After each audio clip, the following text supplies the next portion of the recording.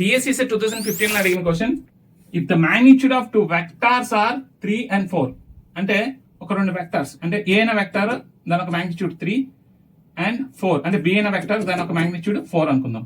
And their scalar product is 6. Scalar product అంటే ఏంటంటే dot product of this 2 vectors is 6 అంటున్నాడు.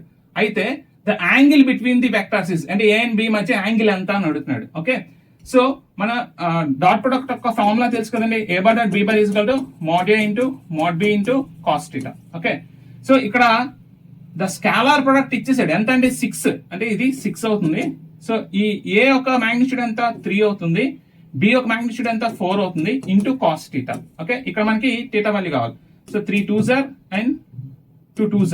అప్పుడు ఏమైంది, ఈ 2 ఇటు పక్క వచ్చేస్తే 1/2 is equal to cos theta. Okay, then theta is equal to cos inverse 1/2. ఎక్కడ అవుతుందండి, 60 degrees దగ్గర అవుతుంది. ఈజ్ నథింగ్ బట్ π/3 అన్నమాట. So this is your answer.